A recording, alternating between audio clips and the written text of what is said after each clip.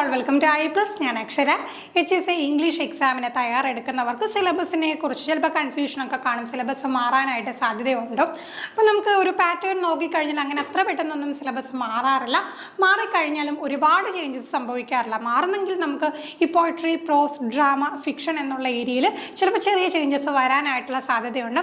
അല്ലാതെ നമുക്ക് ജനറലായിട്ട് പഠിക്കുന്ന ഏരിയാസ് നോക്കിയാലും, ഇപ്പം തിയറി പാർട്ട് നോക്കിയാലും, ക്രിറ്റിസിസം ഏരിയ നോക്കിയാലും, അതേപോലെ ലിംഗ്വിസ്റ്റിക്സ് ഒക്കെ നോക്കിയാലും ഇത് ഇത്ര തന്നെ ഉള്ളൂ ചോദിക്കാനായിട്ട്. നമുക്ക് പെർട്ടിക്കുലർ ആയിട്ട് ഇത്ര ഏരിയാസേ പഠിക്കാനുള്ളൂ. അതിൽ നിന്ന് തന്നെ ചോദ്യങ്ങൾ വരാറുള്ളൂ. അപ്പോൾ നമുക്ക് പ്രീവിയസ് ആയിട്ടുള്ള സിലബസ് ഒന്ന് ഡിസ്കസ് ചെയ്യാം. അപ്പോൾ ഏകദേശം ഈ ഒരു പെർട്ടിക്കുലർ സിലബസിനെ മുൻനിർത്തിക്കൊണ്ട് തന്നെ എല്ലാവർക്കും വേഗം പഠിച്ചു തുടങ്ങാം. ഓക്കെ, നമുക്ക് അറിയാം 2 പാർട്ടായിട്ടാണ് നമ്മുടെ HSC എക്സാംസ് വരുന്നതെന്ന്. പാർട്ട് എ എന്ന് പറയുന്നത് ജനറലാണ്. അപ്പം അതിൽ 3 മൊഡ്യൂളാണെന്ന് നിങ്ങൾക്കറിയാം. മൊഡ്യൂൾ 1 എന്താണ്? Renaissance and freedom movement. Module 2 general knowledge and current affairs. Module 3 methodology of teaching the subject. ഇത് കോമൺ ആണ്, എല്ലാവർക്കും ഒരുപോലെ തന്നെയാണ് ചോദ്യം വരിക. അതിപ്പം ഏത് സബ്ജക്റ്റുകാരാണെങ്കിലും ഇംഗ്ലീഷിൽ തന്നെ ആയിരിക്കും ചോദ്യം വരിക. ഇനിയിപ്പം ബാക്കി ഏരിയ വരുമ്പോഴാണ്, പാർട്ട് ബി വരുമ്പോഴാണ് മറ്റ് സബ്ജക്ട്സ് മലയാളത്തിലോട്ട് മാറുന്നത്. HSC ഇംഗ്ലീഷ് ആയതുകൊണ്ട് ബാക്കി നമ്മുടെ ക്വസ്റ്റ്യൻസ് എല്ലാം എങ്ങനെയാണ്? ഇംഗ്ലീഷിൽ തന്നെ ആയിരിക്കും. അപ്പോൾ മനസ്സിലാക്കാം, ഇത്രയും ഏരിയ ഇമ്പോർട്ടൻ്റ് തന്നെയാണ്. അത് നമുക്ക് ഒരിക്കലും ഒഴിച്ചുകൂടാനായിട്ട് പറ്റില്ല. ആ ഏരിയയെക്കുറിച്ചുള്ള ഡിസ്കഷൻസ് നമുക്ക് ഇനി വരുന്ന വീഡിയോസിൽ നടത്താം. ഇന്ന് നമുക്ക് പാർട്ട് ബിയെ കുറിച്ച് നോക്കാം. പാർട്ട് ബിയിൽ നമുക്ക് നോക്കിക്ക് 8 മൊഡ്യൂളുകൾ കാണാൻ കഴിയുമല്ലേ? Poetry, drama, prose and fiction, literary criticism, terms, linguistics, phonetics and history of language, modern English usage, basic grammar, teaching of English. അപ്പോൾ നമ്മൾ നോക്കിക്കഴിഞ്ഞാൽ ഇതിൽ ഈ ഒരു ആദ്യത്തെ 3 മൊഡ്യൂളുകളിൽ സിലബസ് മാറിയാലും ആൾട്രേഷനൊക്കെ നമുക്ക് കാണാൻ കഴിയും. ഇപ്പോൾ സിലബസ് മാറിക്കഴിഞ്ഞാൽ ചില വർക്കുകൾ ചിലപ്പോൾ എക്സ്ട്രാ ആയിട്ട് വരും, ചില വർക്കുകളെ എടുത്ത് മാറ്റും, ചില വർക്കുകൾ അങ്ങനെ തന്നെ നിലനിൽക്കും. അപ്പോൾ എന്നിരുന്നാലും നമ്മൾ റിസ്ക് എടുക്കണ്ട. ഇപ്പോൾ തന്നെ ഏകദേശം എല്ലാ വർക്കിനെ കുറിച്ചും ഒരുപാട് ഡീപ്പായിട്ട് ഇറങ്ങി പഠിച്ചില്ലെങ്കിൽ പോലും എന്ത് ചെയ്യുക, സമയം വേസ്റ്റ് ആക്കാതെ എല്ലാ വർക്ക്സിനെ കുറിച്ചും, പോയിട്രി ആവട്ടെ, പ്രോസ് ആവട്ടെ, ഫിക്ഷൻ ആവട്ടെ, ഡ്രാമ ആവട്ടെ, ഒരു ബേസിക് ആയിട്ടുള്ള ബാക്ക്ഗ്രൗണ്ട് നോളജ് ഉണ്ടാക്കി വെക്കാനായിട്ട് ശ്രമിക്കാം. ഏതൊക്കെ വർക്കുകളാണ് വരുന്നത് നമുക്ക് നോക്കാം. ബാക്കി നോക്കി മേജർ ഭാഗം 4, 5, 6, 7, 8 മൊഡ്യൂളുകൾ നോക്കിക്കഴിഞ്ഞാൽ ഇതിലിപ്പോൾ സിലബസ് മാറ്റാനായിട്ടൊന്നുമില്ല. ഓൾറെഡി നമുക്ക് എന്താണ്, ഈ ഒരു പെർട്ടിക്കുലർ ഏരിയയുമായിട്ട് ബന്ധപ്പെട്ട കാര്യങ്ങളെല്ലാം തന്നെ സിലബസിൽ ഉൾപ്പെടുത്തിയിട്ടുണ്ട്. ഇനി പുതുതായിട്ട് ആഡ് ചെയ്യാനായിട്ട് ടേംസ് ഒന്നുമില്ല. അപ്പോൾ എന്ത് ചെയ്യുക, ഇത്ര ഏരിയ നല്ല പ്രാധാന്യം കൊടുത്ത് തന്നെ നിങ്ങൾ പഠിക്കുക. അപ്പോൾ നമുക്ക് മൊഡ്യൂൾ 1ലേക്ക് നോക്കാം. മൊഡ്യൂൾ 1 എന്ന് പറയുന്നത് എന്താണ്? പോയിട്രി ആണ്. മൊഡ്യൂൾ 1 പോയിട്രിയിൽ ആദ്യം തന്നെ ഷേക്സ്പിയറിൻ്റെ സോണറ്റ് 121. ഏതൊരു പരീക്ഷ എടുത്താലും ഷേക്സ്പിയറിൻ്റെ ഒരു സോണറ്റ് എങ്കിലും കാണുമല്ലേ? ഇത്തവണ സോണറ്റ് 121 ആണ്. മാറ്റങ്ങൾ വന്നു കഴിഞ്ഞാൽ ചിലപ്പോൾ മറ്റൊരു സോണറ്റ് ചോദിച്ചേക്കാം. എന്തെടുത്താലും ജനറൽ ആയിട്ടുള്ള കാര്യങ്ങൾ മാറില്ല. എന്താണ് ഷേക്സ്പിയറിയൻ സോണറ്റുകളുടെ പ്രത്യേകത? അതിൻ്റെ സ്ട്രക്ചർ എങ്ങനെയാണ്? തീം എന്താണ്? ആർക്കാണ് ഡെഡിക്കേറ്റ് ചെയ്തേക്കുന്നത്? അതിൽ എന്തൊക്കെ ക്യാരക്ടേഴ്സാണ് വന്നു പോകുന്നത്? എന്നൊക്കെയുള്ള കാര്യങ്ങൾ തന്നെ വരും. അപ്പം അതാണ് ഒന്നാമത്തെ work. 2 John Donne a valediction forbidding mourning.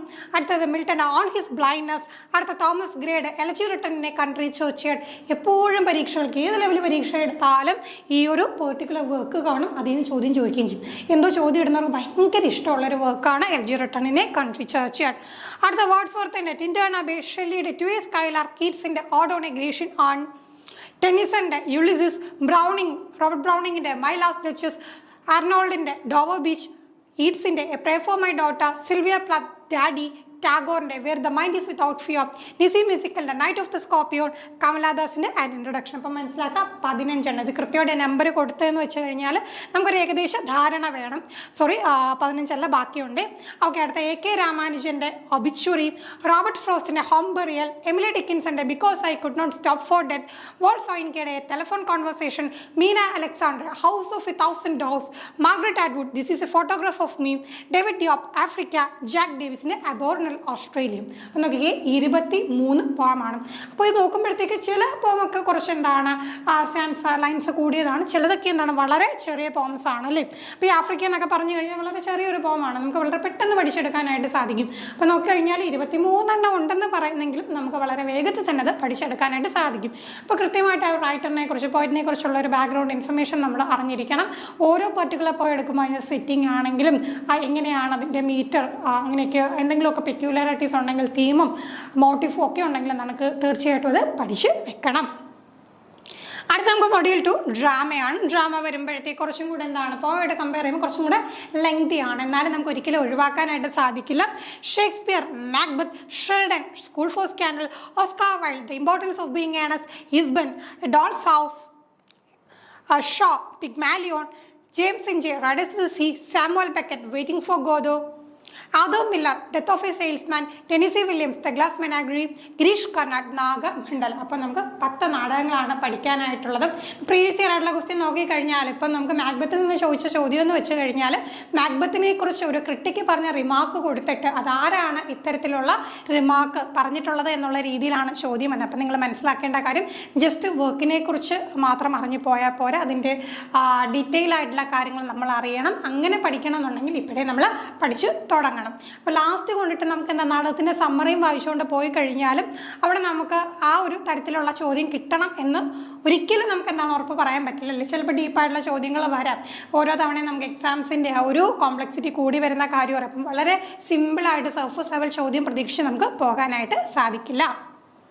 അടുത്തത് നമുക്ക് മൊഡ്യൂൾ 3 പ്രോസ് ആൻഡ് ഫിക്ഷനാണ്. പ്രോസും ഫിക്ഷനും കൂടെ ചേർത്തിട്ട് ഒരൊറ്റ മൊഡ്യൂളിലായിട്ടാണ്. ഫ്രാൻസിസ് ബേക്കൻ്റെ of studies, Steele, the trumpet club, A.G. Gardner on the rule of the rod, E.F. Foster on tolerance, Bertrand Russell, function of a teacher, Dr. Radhakrishnan, humanities versus science. അപ്പോൾ ഇത്ര എണ്ണമാണ് നമുക്ക് ഫിക്ഷനായിട്ട് പ്രോസ് ആയിട്ട് വരുന്നത്.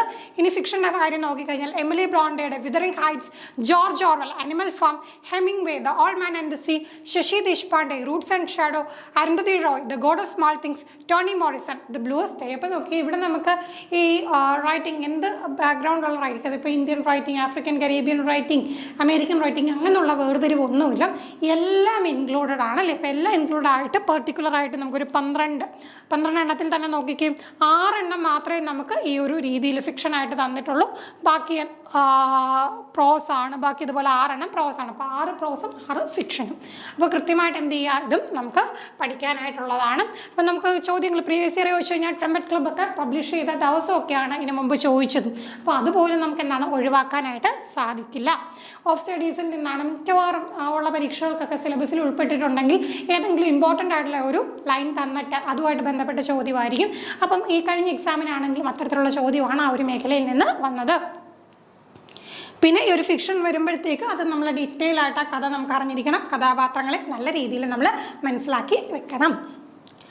അടുത്തത് മൊഡ്യൂൾ 4 ലിറ്റററി ക്രിറ്റിസിസം അല്ലെങ്കിൽ terms എന്ന് പറയുന്ന ആ ഒരു മേഖല. പലർക്കും വലിയ താല്പര്യം തോന്നാത്ത മേഖലയാണ്, കുറച്ച് ഡ്രൈ ആണ്. എന്നാൽ ഇഷ്ടപ്പെട്ട് പഠിച്ചു കഴിഞ്ഞാൽ ഇതുപോലെ രസമുള്ളൊരു പരിപാടി വേറെയില്ല. നമുക്ക് സ്കോർ പെട്ടെന്ന് കിട്ടുകയും ചെയ്യും. കറക്റ്റ് അത് മനസ്സിലാക്കി പഠിച്ചാൽ മാത്രം മതി. അപ്പം നമുക്കിതിൽ രസ, ധ്വനി ഈ 2 കാര്യങ്ങൾ നോക്കിക്കഴിഞ്ഞാൽ ഇന്ത്യൻ ഈസ്തറ്റിക്സുമായിട്ട് ബന്ധപ്പെട്ടാണ് വളരെ കുറച്ച് കാര്യങ്ങളെ പഠിക്കാനായിട്ടുള്ളൂ. അപ്പോൾ അവിടെ നിന്ന് നമുക്ക് ഈ ഒരു 2 ടോപ്പിക്ക് രസയും ധ്വനിയും. ഇനി അല്ലാതുള്ള ടോപ്പിക്സ് നോക്കിക്കഴിഞ്ഞാൽ നമുക്ക് പ്രത്യേകം വർക്ക് തന്നിട്ടുണ്ട്. അരിസ്റ്റോട്ടലിൻ്റെ പോയറ്റിക്സ്, വേർഡ്സ്വർത്തിൻ്റെ പ്രിഫേസ് ടു ലിറിക്കൽ ബലാഡ്സ്, കോൾറിഡ്ജിൻ്റെ ബയോഗ്രഫി ലിറ്റററി പ്രത്യേകം പറഞ്ഞിട്ടുണ്ട്. ഏതാണ് ചാപ്റ്റർ 14.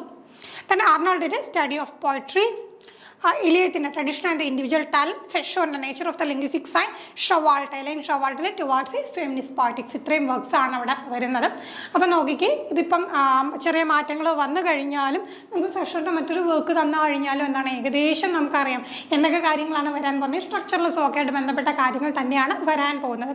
അപ്പം നമ്മൾ സിലബസ് ഇനി മാറട്ടെ, പുതിയ സിലബസ് വരട്ടെ എന്നിട്ട് പഠിച്ചു തുടങ്ങാമെന്ന് പറഞ്ഞ് നോക്കി ഇരുന്ന് കഴിഞ്ഞാൽ ശരിയാവില്ല. ഇപ്പോഴേയും പഠനം തുടങ്ങിയാൽ മാത്രമേ നല്ല രീതിയിൽ നമുക്ക് ഫുള്ളായിട്ട് സിലബസ് കംപ്ലീറ്റ് ചെയ്ത് ക്വസ്റ്റ്യൻസും വർക്കൗട്ട് ചെയ്ത് എക്സാം എഴുതുന്ന തരത്തിലോട്ട് നമുക്ക് ഒന്ന് റെഡിയാകാനായിട്ട് സാധിക്കുകയുള്ളൂ. അത് ടേംസ് ആൻഡ് മൂവ്മെൻറ്റ്സ് ആണ് പ്രത്യേകം പറഞ്ഞിട്ടുണ്ട്. എം.എച്ച്. എബ്രാംസിൻ്റെ ഗ്ലോസറി ഓഫ് ലിറ്റററി ടേംസിൻ്റെ ലേറ്റസ്റ്റ് എഡിഷനുമായിട്ട് ബന്ധപ്പെട്ട് അറിഞ്ഞിരിക്കേണ്ട ടേംസ് ആണ്.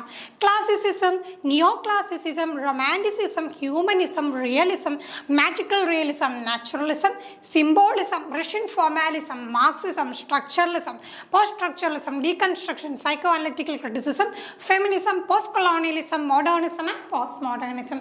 നമുക്കറിയാം നിലവിൽ HSC എക്സാം എഴുതാനായിട്ടുള്ള അടിസ്ഥാന യോഗ്യത എന്ന് പറഞ്ഞാൽ വരുന്നത് ഡിഗ്രി പ്ലസ് BEd ആണ്. അപ്പോൾ ഈ ഒരു ടോപ്പിക്സ് ഒക്കെ നോക്കിക്കഴിഞ്ഞാൽ ഈ ടേംസ് ഒക്കെ ആണെങ്കിൽ ഡിഗ്രി ബേസിൽ പൊതുവെ മിക്ക യൂണിവേഴ്സിറ്റീസിലും ഡിസ്കസ് ചെയ്യാനുള്ള സിലബസിൽ ഇൻക്ലൂഡ് ആയിട്ടുള്ള കാര്യമല്ല. പൊതുവേ നമുക്കറിയാം ഈ ഒരു ഏരിയ PG ബേസ് ചെയ്തിട്ട് PGക്ക് മിക്കവാറും എന്താണ് ഈ ടേംസ് എല്ലാം നമ്മുടെ സിലബസിൽ ഇപ്പോൾ ഏത് യൂണിവേഴ്സിറ്റി എടുത്താലും ഈ ക്രിട്ടിക്കൽ സ്റ്റഡീസ് ഒരു പ്രത്യേക മേഖലയായിട്ട് വന്നുകൊണ്ട് ഡീപ്പായിട്ട് പഠിക്കുന്നത് എപ്പോഴും ഒരു പോസ്റ്റ് ഗ്രാജുവേറ്റ് ലെവലിലായിരിക്കും. അപ്പോൾ ഈ ഡിഗ്രി ബാക്ക്ഗ്രൗണ്ട് മാത്രമുള്ളവർ തീർച്ചയായിട്ടും മനസ്സിലാക്കാം നമുക്ക് ഈ ഒരു മേഖല ഒഴിവാക്കാനായിട്ട് സാധിക്കില്ല. ആ ഒരു മേഖലയും പ്രാധാന്യമുള്ളതാണ്. ആ ടേംസ് കൃത്യമായിട്ട് അറിയേണ്ടതുണ്ട്. ഇപ്പോൾ നമ്മളിപ്പോൾ ഓരോ ടോപ്പിക് എടുക്കും, മാർക്സിസം എടുക്കുമ്പോൾ തന്നെ എന്താണ് അതിനകത്ത് തന്നെ ഒരുപാട് കാര്യങ്ങളുണ്ടല്ലേ. ബേസ് എന്താണ്, സൂപ്പർ സ്ട്രക്ചർ എന്താണ്, പിന്നെ കൊമോഡിറ്റി, അങ്ങനെ ഒരുപാട് സംഗതികൾ അവിടെ വരുന്നുണ്ടല്ലോ. അപ്പോൾ ഓരോന്നിനകത്തും കുറേ ടേംസ് വരുന്നുണ്ട്. അപ്പോൾ അതെല്ലാം എന്ത് ചെയ്യണം, തീർച്ചയായിട്ടും നമ്മൾ പഠിച്ച് പോകണം. Then Modern 5, Module 5 Linguistics, Phonetics and History of Language. ഇതിലിപ്പം സിലബസിൽ ഒരു മാറ്റം നമുക്ക് വരുത്താനായിട്ട് സാധിക്കില്ല. ഈ ഒരു മേഖലയായിട്ട് ബന്ധപ്പെട്ട എല്ലാ ടേംസും ആ സിലബസിൽ തന്നെയുണ്ട്. Phonology, morphology, syntax, semantics, Lang and parole, competence and performance, organs of speech, classification of speech sounds, stress, rhythm, intonation, transcription, Indo-European family of language, loan words, Latin, Scandinavian, French, Indian, English, American, Australian, Indian and African. നോക്കി എല്ലാ കാര്യവും ഇവിടെ നമ്മൾ cover ചെയ്തിട്ടുണ്ട്. അപ്പോൾ ഇവിടെ നമുക്ക് ഈ ട്രാൻസ്ക്രിപ്ഷൻ എന്നൊക്കെ പറയുമ്പോൾ മുമ്പും ചോദിച്ചിട്ടുണ്ട്. ഒരു പെർട്ടിക്കുലർ വേർഡ് തന്നിട്ട് അതിൻ്റെ ട്രാൻസ്ക്രൈബ്ഡ് ഫോം ഏതാണെന്ന് ചോദിച്ചാൽ അതൊക്കെ ഐഡൻറ്റിഫൈ ചെയ്യാനായിട്ട് കഴിയണം. അങ്ങനെ ഐഡൻറ്റിഫൈ ചെയ്യാൻ കഴിയണമെന്നുണ്ടെങ്കിൽ തീർച്ചയായിട്ടും എന്ത് ചെയ്യണം, ഇതിന് മുമ്പായിട്ടുള്ള ക്ലാസിഫിക്കേഷൻ ഓഫ് സ്പീച്ച് സൗണ്ട്സ് കൃത്യമായിട്ട് പഠിക്കണം അല്ലേ. എന്നാൽ മാത്രമേ നമുക്ക് ആ ട്രാൻസ്ക്രിപ്ഷനൊക്കെ നല്ല രീതിയിൽ കണ്ടെത്താനായിട്ട് സാധിക്കുകയുള്ളൂ. അപ്പോൾ ഈ ഒരു ഫുൾ ഏരിയ ഫോണോളജി, മോർഫോളജി ഇതും കുറച്ച് ഡ്രൈ ആയിട്ടുള്ള ഏരിയ ആണ്. പക്ഷെ നമുക്ക് പഠിച്ചെടുത്ത് കഴിഞ്ഞാൽ എന്താണ് ആ കാര്യം അത് അതുപോലെ തന്നെ ചോദിക്കുകയും ചെയ്യും. വളരെ പെട്ടെന്ന് നമുക്ക് മാർക്ക് സ്കോർ ചെയ്യാനും പറ്റും. പിന്നെ ഈ ലോൺ വേർഡ്സ് എന്നൊക്കെ പറയുമ്പോൾ എല്ലാ ലോൺ വേർഡ്സും ഒന്നും എന്താണ് ഇപ്പം നമുക്ക് ഈ ലാറ്റിൻ ബാക്ക്ഗ്രൗണ്ട് അല്ലെങ്കിൽ സ്കാൻഡിനേവിയൻ, ഫ്രഞ്ച്, ഇന്ത്യൻ എന്ത് ബാക്ക്ഗ്രൗണ്ട് ഉള്ള എല്ലാ വേർഡ്സും ഒന്നും നമുക്ക് പഠിക്കാനായിട്ട് പറ്റില്ല. പൊതുവേ പരീക്ഷകൾക്ക് ചോദിക്കുന്ന കോമൺ ആയിട്ട് നമ്മൾ റിപ്പീറ്റ് ചെയ്ത് കണ്ടിട്ടുള്ള അങ്ങനെയൊക്കെയുള്ള കാര്യങ്ങൾ നമ്മൾ പഠിച്ച് വെക്കണം. ഒഴിവാക്കാനായിട്ട് നമുക്ക് സാധിക്കില്ല. ആൻഡ് നമുക്ക് മൊഡ്യൂൾ 7 എത്തിക്കഴിഞ്ഞാൽ എന്താണ് ബേസിക് ഗ്രാമറാണ്. അപ്പം ഈ ഒരു ഗ്രാമർ എന്നുള്ള ഏരിയ നമുക്കിപ്പം HSST NVHSC എക്സാംസിനാണെങ്കിൽ ഇങ്ങനെ ഒരു ഗ്രാമർ എന്നുള്ള പെർട്ടിക്കുലർ പോർഷൻ ഇല്ലായിരുന്നു. HSA വരുമ്പോഴത്തേക്ക് ഗ്രാമർ ഉണ്ട്. കാരണം അറിയാമല്ലോ സ്കൂളിൽ ഈ ഒരു ഹൈസ്കൂളുകളിൽ തീർച്ചയായിട്ടും ഗ്രാമർ പഠിപ്പിക്കണം അല്ലേ. അപ്പോൾ പഠിപ്പിക്കണം എന്നുണ്ടെങ്കിൽ എന്ത് ചെയ്യണം, നമ്മൾ ടീച്ചേഴ്സിന് നല്ല രീതിയിൽ ഗ്രാമർ അറിഞ്ഞിരിക്കണം. അതുകൊണ്ട് എല്ലാ കാര്യങ്ങളും ഗ്രാമറുമായിട്ട് ബന്ധപ്പെട്ട എല്ലാ കാര്യങ്ങളും ഇവിടെ വന്നിട്ടുണ്ട്. Article, prepositions, clauses, tenses, phrasal verbs, conjunctions, reported speech, voice, question tag, transformation of sentence. ഏകദേശം എന്താണ് ആ ഒരു HSA ലെവലിൽ അറിയേണ്ട എല്ലാ ഗ്രാമറും അവിടെ വന്നിട്ടുണ്ട്. അപ്പോൾ എല്ലാ ഏരിയ എന്ത് ചെയ്യണം, നമ്മൾ നല്ല രീതിയിൽ കവർ ചെയ്യണം. ഇവിടുത്തെ പ്രധാന കാര്യം എന്ന് വെച്ച് കഴിഞ്ഞാൽ റൂൾസ് ബൈ ഹാർട്ട് ചെയ്യുന്നതല്ല, ക്വസ്റ്റ്യൻസ് വർക്കൗട്ട് ചെയ്ത് ഗ്രാമർ നമ്മൾ നമ്മുടെ കൈപ്പിടിയിൽ ഒതുക്കണം. ആ ഒരു കാര്യമാണ് ഈ ഒരു പെർട്ടിക്കുലർ മൊഡ്യൂളിൽ നമുക്ക് ചെയ്യാനായിട്ടുള്ളത്. അടുത്തത് മൊഡ്യൂൾ 8 ആണ് ടീച്ചിങ് ഓഫ് ഇംഗ്ലീഷ്. ഇതും കുറച്ച് തിയറി പാർട്ടാണ്. എളുപ്പം മാർക്ക് സ്കോർ ചെയ്യാൻ പറ്റുന്ന ഒരു മേഖല കൂടിയാണ്. വളരെ വേഗം നമുക്ക് പഠിക്കാമല്ലേ. കാരണം എന്താണ്, അങ്ങനെ സ്കൂൾസാണ് ബിഹേവിയറിസം, കോഗ്നിറ്റീവിസം, കൺസ്ട്രക്റ്റീവിസം. ജനറലായിട്ട് സൈക്കോളജിയിൽ നമ്മൾ ജനറലായിട്ട് പഠിച്ച കാര്യങ്ങളാണ്. ബിഹേവിയറിസം എന്ന് പറയുമ്പോൾ ആരൊക്കെ വരും, നമുക്കവിടെ വാട്സണും പാവ്ലോവും സ്കിന്നറും ഒക്കെ വരുന്ന ബിഹേവിയറിസം. ഇനി അടുത്ത കോഗ്നിറ്റീവിസം, കൺസ്ട്രക്റ്റീവിസം വരുമ്പോഴത്തേക്കും നമ്മുടെ പിയാഷെ, നമ്മുടെ വൈഗോട്സ്കിയും എല്ലാവരും ഉണ്ടല്ലോ. എല്ലാ കാര്യങ്ങളും ഇവിടെ നമ്മൾ അറിഞ്ഞു പോകേണ്ടതായിട്ടുണ്ട്. അവിടെ നമുക്കൊന്നും ഒഴിവാക്കാനായിട്ടില്ല. ഇനി അടുത്ത skills and sub skills of LSRW. അവിടെ നമുക്ക് ജനറലായിട്ട് നമ്മൾ അറിഞ്ഞിരിക്കേണ്ടത് ഇപ്പോൾ ഇപ്പോൾ ലിസണിങ് എടുക്കുമ്പോഴും, സ്പീക്കിംഗ് എടുക്കുമ്പോഴും, റീഡിങ് എടുക്കുമ്പോഴും, റൈറ്റിംഗ് എടുക്കുമ്പോഴും ഓരോന്നിനകത്തും സബ് സ്കില്ലുകൾ വരുന്നുണ്ട്. റീഡിങ് വരുമ്പോൾ നമുക്ക് എന്താണ് സ്കിമ്മിങ്ങും സ്കാനിങ്ങും വരുന്നുണ്ട്, ഇൻറ്റൻസീവ്, എക്സ്റ്റെൻസീവ് വരുന്നുണ്ട്. ഇങ്ങനെ ഓരോ ടേംസും കൃത്യമായിട്ട് നിങ്ങൾ എഴുതി ഒരു ഫ്ലോ ചാർട്ട് പോലെ വരച്ച് പോകാൻ പറ്റുമെങ്കിൽ അങ്ങനെ തന്നെ എന്താണ് വരച്ച് പഠിച്ചു പോകും. ഇതൊന്നും നമുക്ക് എന്താണ് സിലബസിൽ നിന്ന് മാറാൻ സാധ്യതയില്ലാത്ത മേഖലകളാണ്. അടുത്ത ലാംഗ്വേജ് അക്വിസിഷൻ ആൻഡ് ലേണിംഗ് വളരെ ഇമ്പോർട്ടൻ്റ് ആയിട്ടുള്ള കാര്യമാണ്. അതിനെക്കുറിച്ചൊക്കെ എന്താണ് ഓൾറെഡി നമ്മൾ വീഡിയോസ് നമ്മുടെ ചാനലിൽ അപ്ലോഡാണ്. കോമൺ ടോപ്പിക്സ് ആയതുകൊണ്ട് ഇത്തരം ടോപ്പിക്സിൻ്റെ ഒക്കെ വീഡിയോസ് നമ്മുടെ ചാനലിൽ അപ്ലോഡാണ്. പിന്നെ ക്രിയേഷൻ എന്ന് പറയുമ്പോൾ മനസ്സിലാക്കാം എന്തായിരിക്കും അവിടെ അദ്ദേഹത്തിൻ്റെ ആ ഒരു മോണിറ്ററി ഹൈപ്പോത്തിസിസ് ആയിരിക്കും നമുക്കവിടെ ചോദിക്കുക. പിന്നെ അടുത്ത മെത്തേഡ്സ് ആൻഡ് അപ്രോച്ചസ്. നമുക്കിപ്പം ഈ ലാംഗ്വേജ് പഠിപ്പിക്കാനായിട്ട് എന്തൊരു കാര്യം അവിടെ അത് പഠിപ്പിക്കാനായിട്ടും പലതരത്തിലുള്ള മെത്തേഡ്സും അപ്രോച്ചസും ടെക്നിക്സും നമ്മൾ ഉപയോഗിക്കാറുണ്ട്. ഇംഗ്ലീഷ് ലാംഗ്വേജ് ടീച്ചിങ്ങിൽ പ്രധാനപ്പെട്ട മെത്തേഡ്സ് ആൻഡ് ടെക്നിക്സിൽ, മെത്തേഡ്സ് ആൻഡ് അപ്രോച്ചസിൽ എടുത്തു പറഞ്ഞിട്ടുള്ളതാണ്. നമ്മുടെ സിലബസിൽ നോക്കിയേ grammar translation, audio lingual, direct method, structural oral situational approach, communicative approach, bilingual method, humanistic approach. Humanistic approach എന്ന് പറയുമ്പോൾ അതിനകത്ത് തന്നെ എന്ത് ചെയ്യുന്നുണ്ട്, പല മെത്തേഡുകളും വരുന്നുണ്ട്. ഉദാഹരണത്തിന് ഇപ്പോൾ സജസ്റ്റോപീഡിയ, ടോട്ടൽ ഫിസിക്കൽ റെസ്പോൺസ് പോലെയൊക്കെയുള്ള കാര്യങ്ങൾ ഇതിനകത്ത് തന്നെ ചോദിക്കും. അപ്പോൾ ഈ ഏരിയ എല്ലാം പഠിച്ചു കഴിഞ്ഞാൽ നമുക്ക് എന്താണ് പിന്നീട് അവിടെ ഒരു കൺഫ്യൂഷനുള്ള സാധ്യതയൊന്നുമില്ല. ഗ്രാമർ ട്രാൻസ്ലേഷൻ മെത്തേഡ് എന്ന് പറഞ്ഞാൽ അതിൻ്റെ ഒരു മെത്തേഡിൻ്റെ ആ പർട്ടിക്കുലർ രീതി എന്താണ്, ഗ്രാമറിനും ട്രാൻസ്ലേഷനും പ്രാധാന്യം കൊടുക്കുന്നു, അവിടെ എന്താണ് റീഡിങ്ങിനും റൈറ്റിങ്ങിനും പ്രാധാന്യം കൊടുക്കുന്നു, അങ്ങനെ കുറച്ച് കാര്യങ്ങളുണ്ട്. അതുപോലെ പഠിച്ചു വെച്ച് കഴിഞ്ഞാൽ വളരെ ഈസി ആയിട്ട് നമുക്ക് അവിടെ നിന്നുള്ള ചോദ്യങ്ങളൊക്കെ അറ്റൻഡ് ചെയ്യാം. ആൻഡ് ഫൈനലി നമുക്ക് പിന്നെ ഉള്ളത് use of AV AIDS and ICT, common ആയിട്ടുള്ള ടോപ്പിക്കാണ്. ഓഡിയോ വിഷ്വൽ എയ്ഡ്സിൻ്റെ കാര്യം, ഇൻഫർമേഷൻ കമ്മ്യൂണിക്കേഷൻ ടെക്നോളജിയുടെ ഉപയോഗവും, പിന്നെ teaching of prose, poetry and grammar വളരെ ബേസിക് ലെവലിൽ തന്നെ നമുക്ക് അറിയാവുന്ന കാര്യമാണ്. അടുത്ത ടെസ്റ്റിംഗ് ആൻഡ് ഇവാലുവേഷൻ, ജനറലായിട്ട് നമ്മൾ പഠിക്കുന്ന കാര്യങ്ങൾ തന്നെയാണ്. ജനറൽ ഏരിയയിലും ചോദ്യം വരാം. ദെൻ ലേണർ ടൈപ്സ്, പല തരത്തിലുള്ള ലേണേഴ്സ് ഉണ്ടെന്ന് നമുക്കറിയാം, അവരെക്കുറിച്ചുള്ള ചോദ്യങ്ങൾ പ്രതീക്ഷിക്കാം. ടീച്ചിങ് ലേണേഴ്സ് വിത്ത് ഡിസബിലിറ്റി, നമുക്കറിയാം പുതിയൊരു പഠന രീതി എന്ന് പറയുമ്പം ഡിസബിലിറ്റി ഉണ്ടെന്ന് പറഞ്ഞ് ഒരിക്കലും നമ്മളൊരു വിദ്യാർത്ഥിയെ മാറ്റി നിർത്താറില്ല. എല്ലാവരെയും ഒന്നിച്ച് ഒരേ കുടക്കീഴിൽ കൊണ്ടുവരുന്ന ഒരു വിദ്യാഭ്യാസ സമ്പ്രദായമാണ് ഇന്ന് നമുക്കുള്ളത്. അപ്പോൾ തീർച്ചയായിട്ടും ഈ ഒരു ഡിസബിലിറ്റീസ് ഉള്ള കുഞ്ഞുങ്ങൾ നമ്മുടെ മുമ്പിൽ എത്തുമ്പോൾ അവരെ എങ്ങനെ പഠിപ്പിക്കണം എന്നുള്ള കാര്യത്തെക്കുറിച്ച് നമുക്ക് തീർച്ചയായിട്ടുള്ള ധാരണ വേണം. അത് അളക്കുന്ന തരത്തിലുള്ള ചോദ്യങ്ങൾ തീർച്ചയായിട്ടും നമുക്ക് ചോദ്യപേപ്പറിൽ പ്രതീക്ഷിക്കാം. And finally NCF and KC four teaching of English, national curriculum framework, അതോടൊപ്പം കേരള കരിക്കുലം ഫ്രെയിംവർക്ക് എടുക്കുമ്പോൾ ഇംഗ്ലീഷ് ലാംഗ്വേജ് ടീച്ചിങ്ങിന് എന്താണ് പ്രാധാന്യം കൊടുത്തത്, അതുമായിട്ട് ബന്ധപ്പെട്ട ചോദ്യമാണ് നമുക്ക് ഈ ഒരു ഏരിയയിൽ നിന്ന് പ്രതീക്ഷിക്കാവുന്നത്. അപ്പോൾ ഇത്രയും കാര്യങ്ങളാണ് സിലബസിനെ കുറിച്ച് അറിഞ്ഞിരിക്കേണ്ടത്. സിലബസ് മാറുകയോ മാറാതിരിക്കുകയോ ചെയ്യട്ടെ, മാറാതെ നിൽക്കുന്ന ടോപ്പിക്കുകൾ എന്തായാലും കാണും. അപ്പോൾ നമ്മൾ എന്ത് ചെയ്യുക, ഇനിയും കാത്തിരിക്കാതെ വേഗം തന്നെ പഠനം തുടങ്ങാം. ആദ്യ റാങ്കുകളിൽ എത്തിച്ചേർന്നാൽ മാത്രമേ ഇനിയുള്ള കാലത്ത് നമുക്ക് ഒരു ഉദ്യോഗം അത് സ്വപ്നം കാണാനായിട്ട് സാധിക്കുകയുള്ളൂ. അതുകൊണ്ട് ആദ്യ റാങ്കിൽ എത്താൻ വേണ്ടിയിട്ട് നിങ്ങൾക്ക് എല്ലാവിധ സപ്പോർട്ടും പ്രൊവൈഡ് ചെയ്തുകൊണ്ട് ടീം i+ റെഡിയാണ്. നമ്മുടെ കോഴ്സുകൾ HSA ഇംഗ്ലീഷ് അടക്കമുള്ള കോഴ്സുകൾ ലോഞ്ച് ചെയ്തിട്ടുണ്ട്. അപ്പോൾ നിങ്ങൾക്ക് എന്തെങ്കിലും കാര്യങ്ങൾ അറിയണമെന്നുണ്ടെങ്കിൽ തീർച്ചയായിട്ടും നമ്മുടെ ബോർഡ് നമ്പറിൽ കോൺടാക്ട് ചെയ്യുക. വളരെ വേഗത്തിൽ തന്നെ പഠിച്ചു തുടങ്ങാം. മറ്റൊരു വീഡിയോയുമായി വീണ്ടും കാണാം. താങ്ക്